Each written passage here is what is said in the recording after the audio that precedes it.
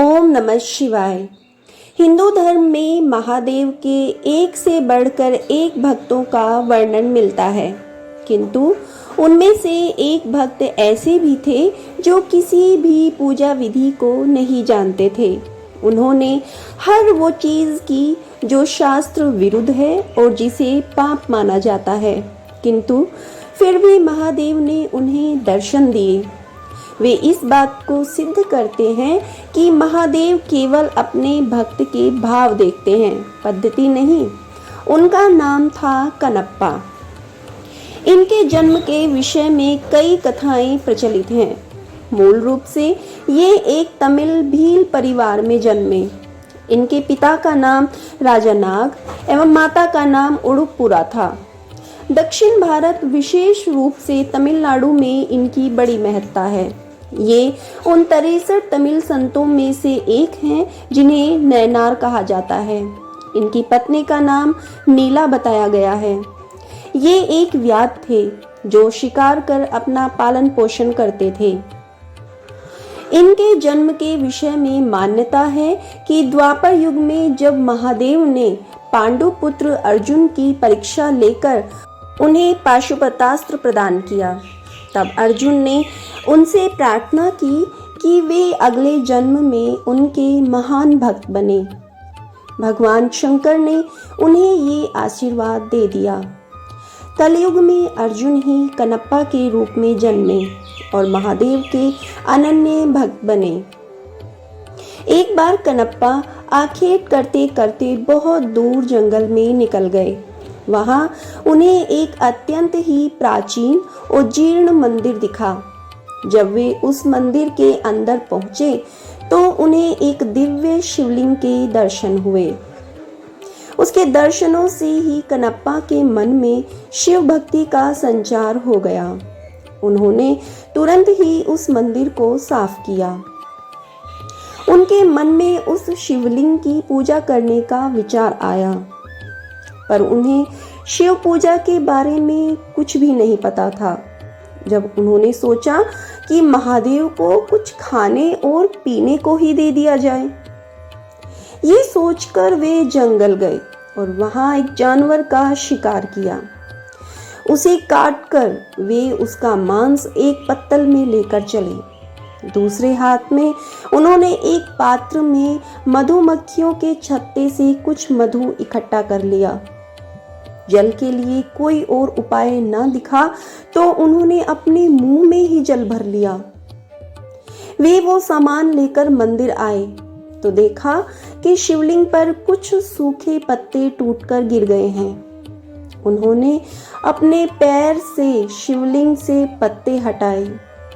मुख में रखे जल से कुल्ला कर उन्होंने महादेव का अभिषेक किया। फिर उन्हें भोग के रूप में मांस और शहद अर्पण किया। हालांकि उनका ये कृत्य किसी भी प्रकार से उचित नहीं था और वे सारी वस्तुएं भी पूजा के लिए निषिद्ध थीं, लेकिन उनका मन पवित्र था। उन्होंने जो कुछ भी किया वो पूर्ण भक्ति भाव से किया और महादेव को केवल उसी भाव का मोह था। उन्होंने प्रसन्न मन से उसका प्रसाद स्वीकार कर लिया। अब तो ये कनप्पा का रोज का कार्य हो गया। वो प्रतिदिन उसी प्रकार पैरों से पत्ते साफ कर मुंह के कुल्ले से शिवलिंग का अभिषेक कर उन्हें मांस और शहद अर्पण करने लगा। जंगल में एकांत में स्थित उस मंदिर में महादेव की पूजा करने एक पुजारी भी आते थे जो बहुत बड़े शिव भक्त थे। कनप्पा के पूजा करने के बाद अगले दिन जब वे आए तो देखा कि पूरे मंदिर में यहाँ वहाँ मांस के टुकड़े पड़े हैं। वे बड़े दुखी हुए और तत्काल मंदिर को जल से धोकर पूजा की और स्वच्छ पुष्प चढ़ाए, किंतु अब रोज रोज उन्हें मंदिर में मांस मिलने लगा। ये देखकर एक दिन उन्होंने निश्चय किया कि वे पता करके रहेंगे कि कौन है जो रोज मंदिर को अपवित्र कर देता है। यही सोचकर वो रात को वहां रुक गए।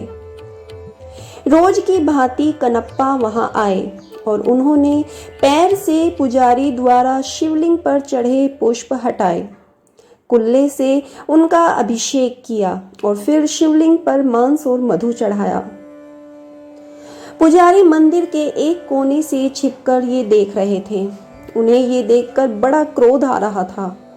वे ये तो समझ गए कि कनप्पा ऐसा केवल भक्ति के कारण कर रहे थे, जानबूझकर नहीं, किंतु फिर भी उन्हें उसका कार्य बड़ा घृणित लगा।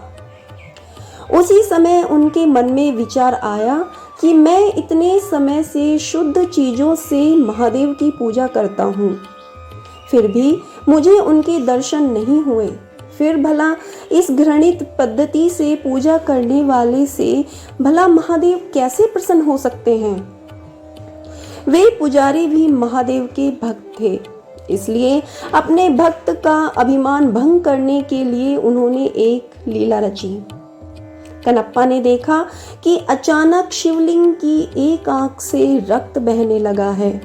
अपने आराध्य की ऐसी दशा देखकर वो अत्यंत दुखी हुआ। उसने पास पड़ी जड़ी बूटियों को शिवलिंग के नेत्र पर लगाया, किंतु रक्त का बहना नहीं रुका। उसे समझ नहीं आया कि क्या करना है। उधर छिपकर सब देख रहे उन पुजारी को भी कुछ समझ नहीं आया। उन्हें लगा कि अवश्य ही कनप्पा के इस कृत्य से महादेव अप्रसन्न हो गए हैं और उनके नेत्रों से रक्त बह रहा है।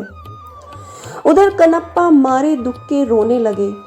तभी उन्होंने सोचा कि यदि मैं अपनी एक आंख इस पर लगा दूं तो शायद रक्त का बहना रुक जाए।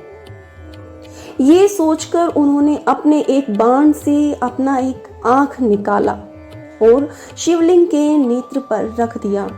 इससे रक्त बहना बंद हो गया। कनप्पा की प्रसन्नता का ठिकाना ना रहा। तभी शिवलिंग के दूसरे नेत्र से रक्त निकलने लगा। अब तो कनप्पा को इसका उपचार मिल चुका था, इसलिए उसने अपने दूसरे नेत्र को भी निकालने का निश्चय किया। तब उसे ध्यान आया कि दूसरा नेत्र निकालने पर तो वो कुछ देख ही नहीं पाएगा, फिर वही स्थान पर नेत्र कैसे लगा पाएगा।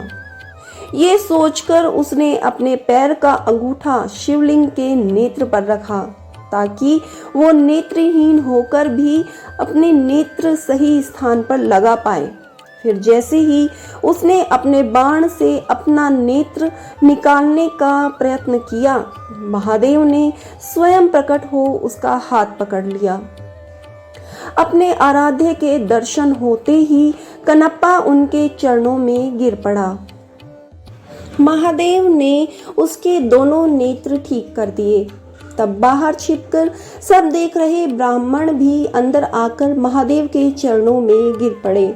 उन्होंने कहा, हे महादेव, मेरे मन में अहंकार आ गया था कि मैं आपका सबसे बड़ा भक्त हूँ, किंतु आज कनप्पा ने मेरा ये अभिमान तोड़ दिया।